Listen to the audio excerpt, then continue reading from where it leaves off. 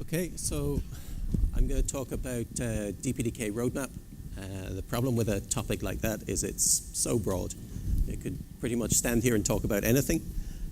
So I picked a few things I wanted to touch on. I was going to start with just the release schedule for 2016-2017.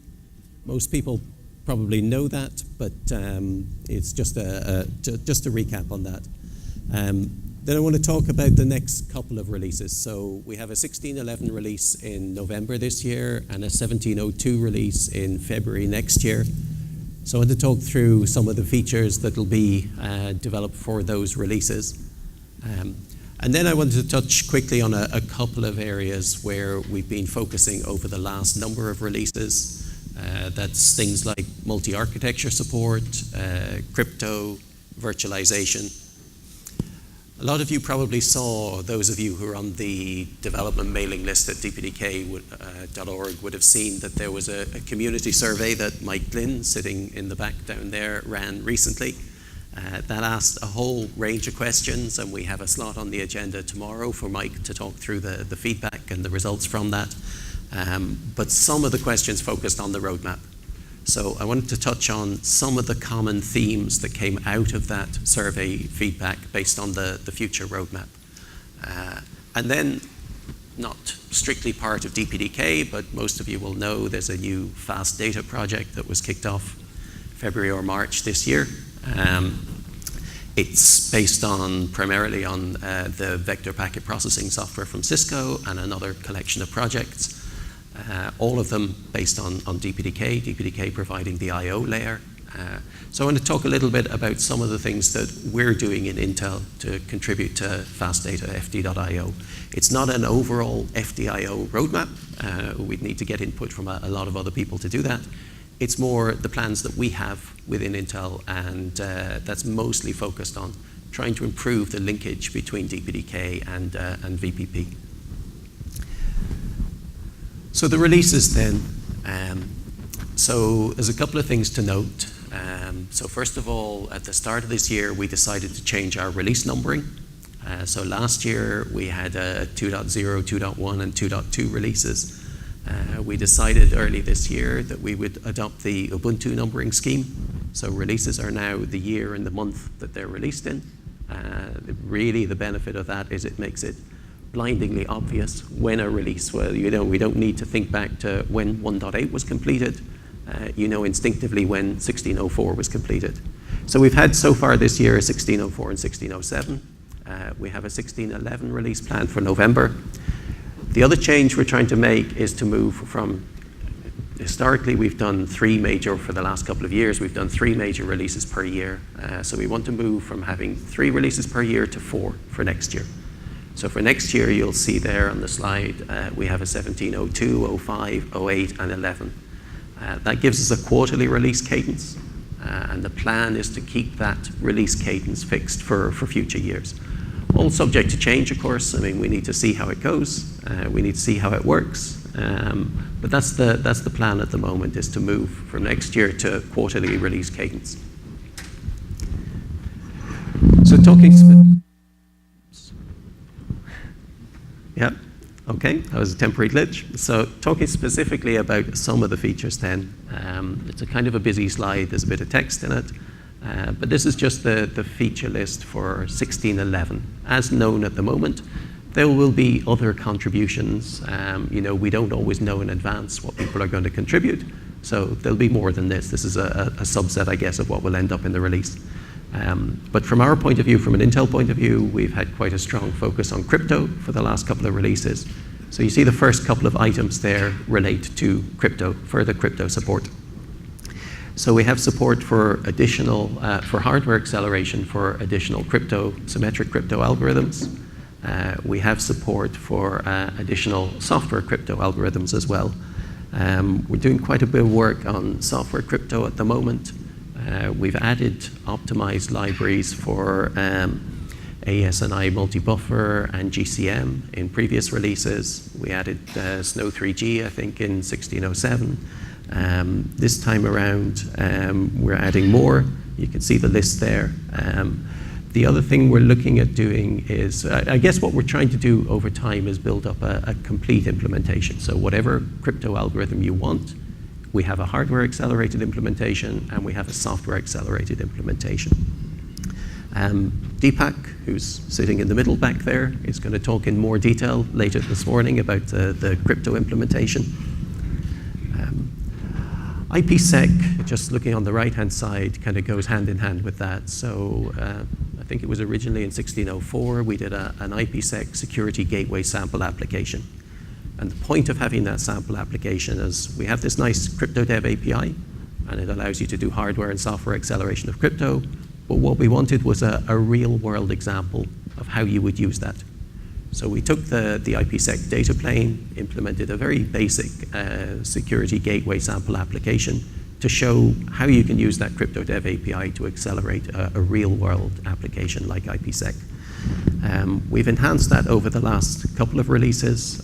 We have a number of enhancements going in, again, to the 1611 release. So there's support for additional crypto algorithms. We're also making a change to allow it to be configured via a configuration file. So at the moment, the security associations and the security policies in that sample app are all hard-coded, which isn't very flexible. It's not a great solution if you want to test with hundreds or thousands of SAs and SPs. So we're making a change to allow that to be configured via a config file, which should significantly improve the usability of it. The next item on the list there is described in a sentence or two, but it's a big undertaking. So we refer to it as a consistent filter API. And really the goal there is consistency of the APIs across all the Ethernet devices that DPDK supports. That's the ultimate long-term goal. We were looking at how to do that internally within Intel. Sixwind were also looking at it, and Adrian from Sixwind issued an RFC about a month or so ago with his thoughts on what that API should look like, or at least what the first phase of that API should look like. So we're collaborating with Adrian and others to implement that, and we're looking at trying to define the API in 1611 and implement that for IXGBE and I40E in the 1611 timeframe. The Cuckoo hash is something that we developed a couple of releases ago. I think it went in sometime around 2.1. We did some further enhancements to it in 1607 recently. In 1607, it was accelerated using TSX, the transactional synchronization extensions. In 1611, we're looking at further acceleration of that, so more intelligent prefetching and use of vector instructions. Sami from our Intel Labs team is talking about some of this work in more detail later on this morning again. And finishing that list out, we've done a lot of work to implement extended stats over the last couple of releases. They haven't been done so far in the vhost PMD, so we'll add that. The delay of packet it's a bit of a long-winded title. Delay packet copy in vhost user DQ is a long-winded way of saying we're looking at vhost user to see can we optimize it. We're trying to see can we delay the packet copy to a point where we're absolutely sure it's required, rather than doing it earlier on in the processing. Wait until we're absolutely sure, obviously with the aim of trying to avoid it if we can do. And the last one on that list, kind of related to that, there's more vhost user optimization again in 1611. This actually relates, I'll touch on it later, to fd.io. So in vector packet processing, it has its own implementation of vhost. One of the things we've been looking at doing is trying to replace that with the DPDK vhost PMD, so that we have a consistent implementation in DPDK and in VPP within fd.io. To do that, we need to do some optimization within the DPDK vhost user PMD. So that's planned for 1611 as well. On the right-hand side then, I just took a snapshot of, we have a public roadmap up on the dpdk.org site. So it's dpdk.org/dev/roadmap if you haven't seen it. That's the Intel contributions, but it's also planned contributions from others. The current list is shown there. There's a couple of items at the top, the device objects refactoring and the flattened device tree access. They're things that have been discussed on the mailing list. It's not work that we're doing, but it's other contributions that people in the community have advertised that they plan to contribute to 16.11. So that's 16.11. Like I said, it's due for release in November this year. So moving on then, 17.02, we have continuation of the consistent filter API. So in 16.11, we'll try to implement that for IXGBE and I40E. We want to extend that in 17.02 for additional network cards. The elastic flow distributor then is an interesting item. I think Sami from the labs team is going to talk about that in more detail later today. But it's really a flow-based load balancing library. Uses perfect hashing to distribute. So it's an interesting addition to DPDK based on some research work that the labs team have been doing. The GCC support for microarchitecture names is a relatively simple change. So in GCC 4.9, I think it was, it allows you to specify a microarchitecture name like Haswell or Broadwell or whatever, rather than have to configure everything individually yourself. So we're looking at implementing that within DPDK as well. We have more crypto support. Again, in 17.02, it's been a consistent theme across recent releases and getting closer to the end of support for symmetric crypto, but it's not quite there yet. So this is focused mostly on adding additional software support, trying to support as much as we can the widest range of crypto algorithms that we can within software. The next item is runtime configuration of packet types and flow types on our I40E NIC. So at the moment, these are statically defined. If you want to define a new packet type or a new flow type, you have to statically define it, you have to rebuild. We're looking at ways to enable that to be done at runtime so it can be done more dynamically. So it's an obvious usability improvement if we can do that. And the last couple of things then, the extended stats has been a common theme across recent releases as well. We're looking at adding a couple of capabilities to that. So that's specifically focused on latency measurements, probably minimum, maximum, average, jitter maybe. We have to sort out exactly what specific measurements we would take. And the other piece is bitrate stats, so peak and average bitrate, things like that. So there's some investigation to be done on this, and we need to find a way to collect that data that doesn't have an adverse impact on performance, but it should be useful in terms of providing more data. And the last one then, hardware quality of service for the 10 gig IXGBE and 10 and 40 gig I40E NICs. So they support various hardware QoS capabilities. We're looking at enabling that better within DPDK. And similarly to 16.11 then, the right-hand side has a snapshot of the public roadmap as it exists right now, or as it existed last night anyway, in dpdk.org. So there's a couple of other items that I don't actually know offhand who contributed them or who plans to contribute them. But there's a couple of other items that are scheduled for 17.02, and there will be more from the community in general. So this is, like I said, it's a subset really of what we expect to be in those couple of releases. So that's the next couple of releases. What I want to do was talk a little bit about just some of the key themes, I guess, that we've seen across the last number of releases. So one of them is multi-architecture support. So, I mean, if you go back historically, DPDK ran on x86 and it supported Intel NICs. There's been a steady growth over the last number of releases in both supporting DPDK on different CPU architectures. So that started with Power 8 in the 1.8 release. We had Tile GX in 2.1, I think. We had ARM v7 and ARM v8 in 2.2, if memory serves. And we've had changes in the last release in 16.11 to better work with NXP as processors as well. And we see a similar trend on the network card side, on the NIC side. We pretty much support every type of network card that you could possibly want at the moment, and more contributions in that area all the time. But in terms of future direction, what else is required? There's still improvement required in a couple of different areas. So there's still improvement required in terms of better interworking with SOCs.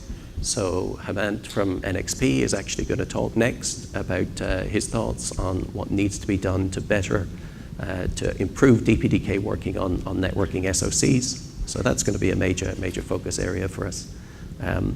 The other thing, and it relates back to what I talked about in terms of the consistent APIs that we're looking at starting in 1611 and 1702, is supporting that range of network cards is great, but it's not as good if you have to change your application every time you want to use a different network card.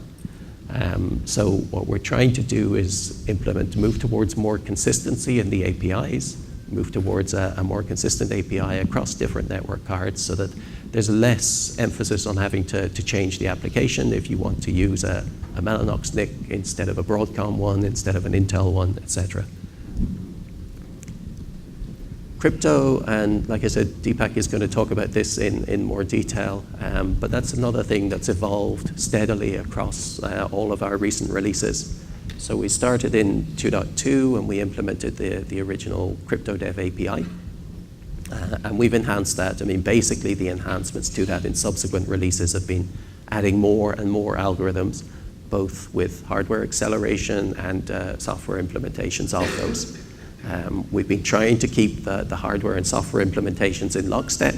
So when we add something in hardware, we add it in software as well. We haven't been 100% on that, to be honest.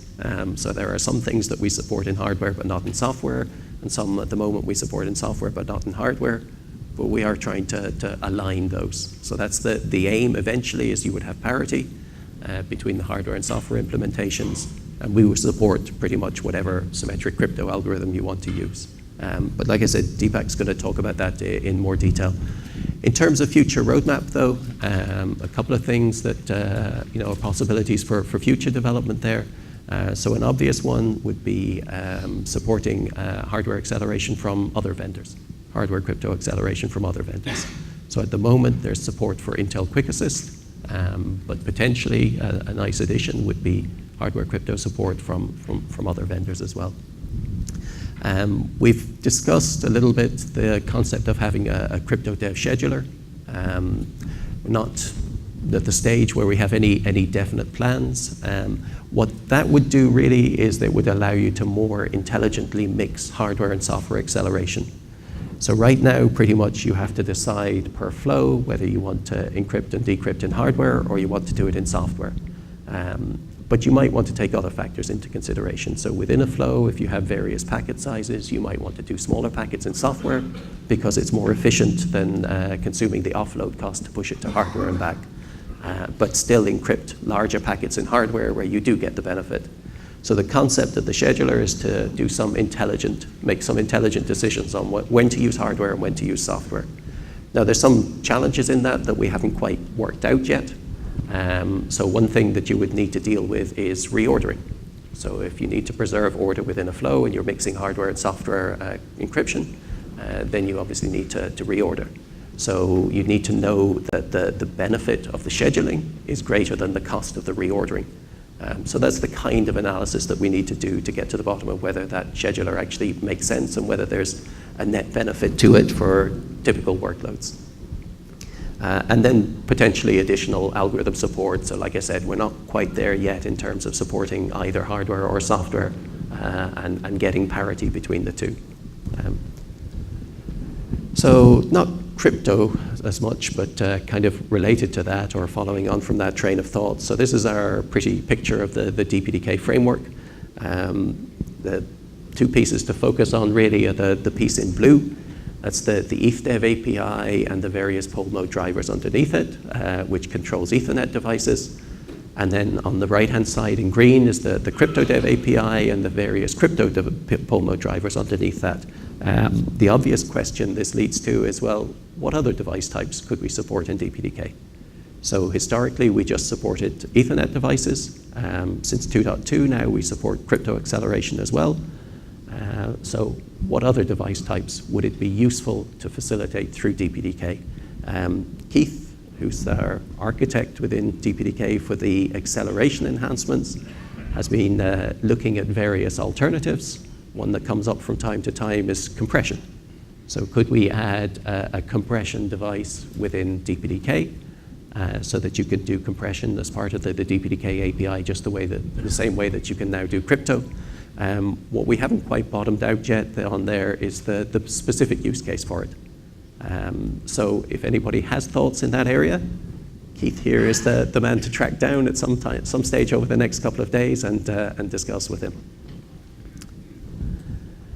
Virtualization, and this is very few words on a slide for what's actually a huge amount of work done predominantly by our team in Shanghai.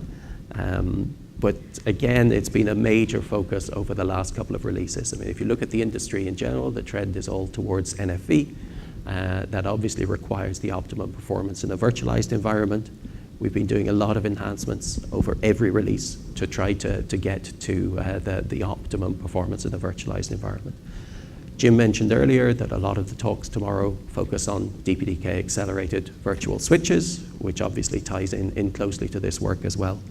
Yuanhan, I'm not sure where he is, so I can't point him out, but Yuanhan from our Shanghai team is going to talk, I think, first thing tomorrow morning about the plans for virtualization in more detail. So he's going to talk about some of the virtualization enhancements that have been done and some of the ones that are planned for the future. One thing in particular is what's referred to here as a vhost PCI device. So we're looking at ways to facilitate moving of traffic from VM to VM, so east-west traffic between VMs, without having to go through the vSwitch. So if we could do that, it's obviously a higher performance, higher throughput mechanism. It would require changes in DPDK and changes in QEMU. So there would need to be acceptance from the QEMU community as well. But it's a really interesting piece of work, and I think Yuanhan is going to talk in more detail about it tomorrow morning. So I mentioned that Mike did a DPDK community survey. Hopefully some people here replied to it. We had quite a good response rate. There was significantly more responses than I was expecting anyway when we did the survey.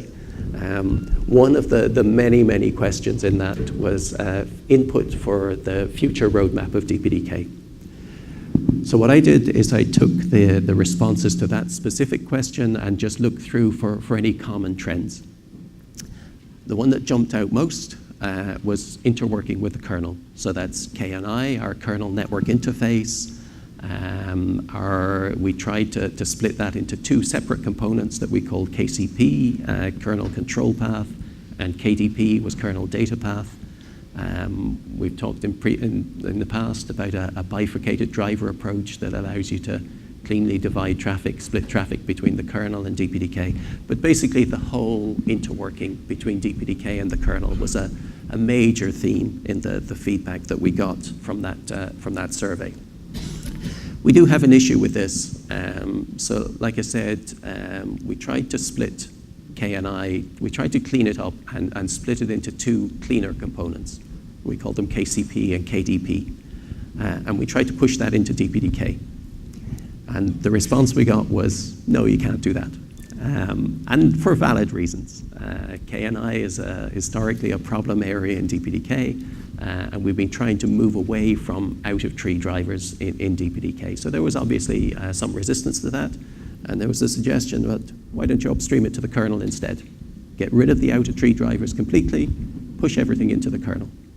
So that's a great idea, except when we talk internally to our kernel experts, they say, no, you can't do that.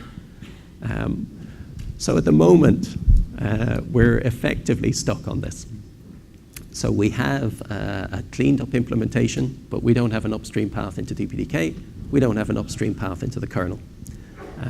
We need to think about it. If there are any kernel gurus in the audience, anybody who has thoughts on what might be a possible future path to resolve the impasse, please let us know.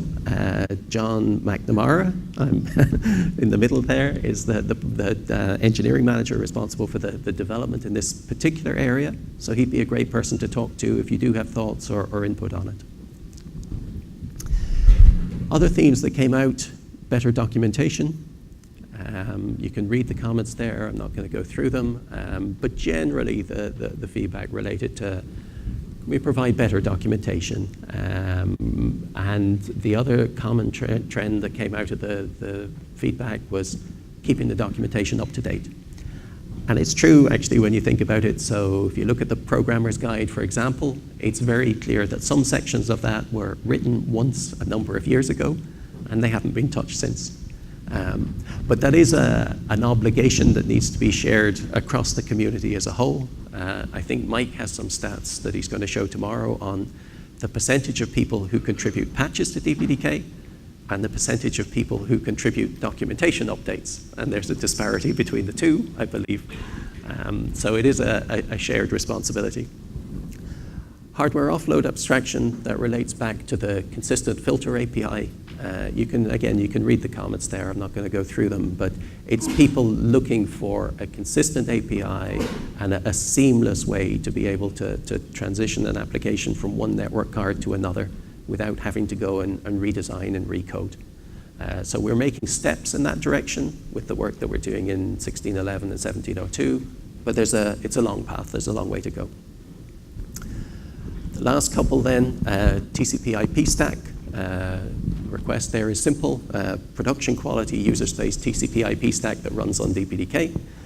So Constantine is going to talk tomorrow about the TLDK project within FastData, FD.io. So that's a lightweight, high-performance stack. We have an initial UDP implementation, and we're working on a TCP implementation. But it's a project at a very early stage. So it has a long, long way to go.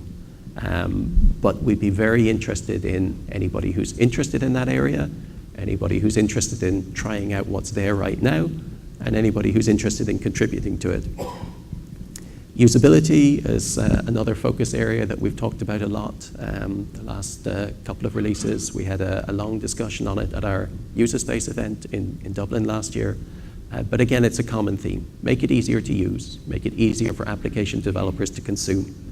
And API and ABI stability. Again, there have been many discussions on the mailing list about long-term support releases and stable releases. And obviously from a developer's point of view, an application developer's point of view, a stable API and a long-term support version would be very beneficial. So I'm just going to very quickly run through some of the things that we're doing for FastData. So this is just a simple diagram of the major projects within FastData. So DPDK isn't part of FD.io, but it is the network I/O layer for VPP and other FastData projects. You have the vector packet processing contributed by Cisco, and then a number of other projects related to that. So just very quickly, the major areas that we're focusing on. We've been contributing a couple of NSH-related changes. So there's two major things there. One is a service function forwarder, and the second is an NSH proxy, which will allow interworking with VNFs that are not NSH aware. So that involves contributions to the NSH SFC project and the Honeycomb project. The TLDK project that I mentioned, very early stage, but lightweight, high performance UDP implementation with a TCP implementation in progress. But what it really needs is more involvement, more contributions, people to try it out, use it, see what's wrong with it, see what's good about it, and hopefully build more of a community around it. So Constantine's going to talk about that in more detail tomorrow. And the last focus area for us, we're looking at some changes within VPP itself. The major things we're looking at are to remove DPDK patches from VPP. So VPP uses it applies a number of patches on top of DPDK. We'd like to get rid of those so they just use DPDK as is. And any changes that are required in DPDK are upstream to DPDK. Second thing, like I mentioned, is an optimized vhost user implementation, and to get rid of the vhost VPP implementation and just use the DPDK vhost PMD. So we have a consistent implementation between DPDK and VPP. We're looking at, I talked a bit about crypto, so we're looking at how we can use that DPDK crypto API to accelerate DPDK or VPP IPsec. So that's integrating the crypto dev API into VPP, and hopefully that will give us a significant performance boost in IPsec performance within VPP. And it will be a great use case for our crypto dev API and the work we've been doing on that over the last number of releases. And the final thing, I'm not sure where he is, but Christian Dumitrescu is going to talk later about implementing some NFV use cases on the DPDK packet framework and then on VPP. One major task that he's working on right now is to integrate the DPDK quality of service implementation into VPP and get that upstreamed into VPP. And that's a stepping stone to implementing a provider edge router use case within VPP. So I think I'm pretty much out of time, and having told everybody else that they need to stick to time, I guess I should abide by my own rules. So I'm going to leave it at that for today. I guess if people have questions on the roadmap, we have a panel discussion later. I think it's 4:30 or 4:45, something like that. We're going to have a number of DPDK experts up on stage here. It's really just intended to be an interactive Q&A. So what I would say is think throughout the day what questions you have on future direction and roadmap of DPDK. And when the guys are up here this afternoon, that's your opportunity to ask. So that's my piece over.